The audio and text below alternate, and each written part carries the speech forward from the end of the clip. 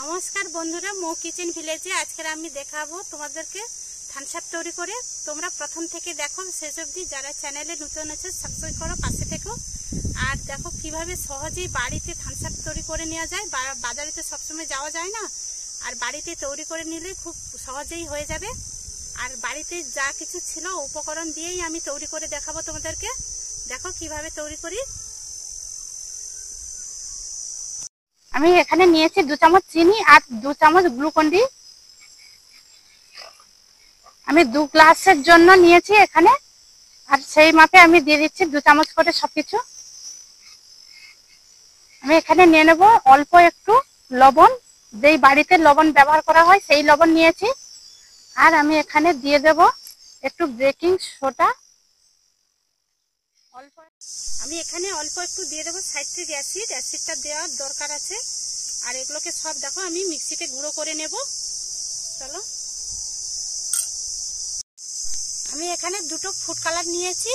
আর Thums আপের colour করার জন্য কালো যে কালারটা, এটা পাওয়া যায় না বাজারে, তার জন্য আমি এখানে নিয়েছি লাল আর গ্রিন। এই 2টো সবুজ কালার আর লাল কালার।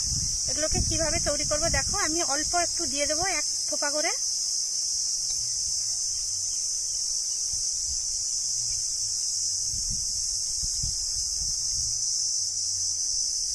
দেখো অল্প একটু করে আমি দিয়ে নিয়েছি। আর এর মধ্যে আমি এগুলোকে গুঁড়ো করে নিয়ে এসেছি, এগুলোকে দিয়ে দেবো। 2 চামচ করে দেব।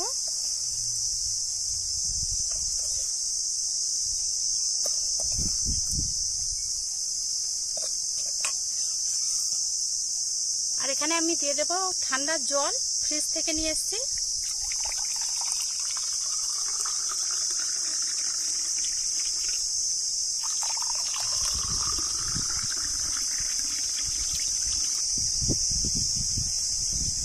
আমি দিয়ে দেবো অল্প একটু খাওয়া সোঁটা।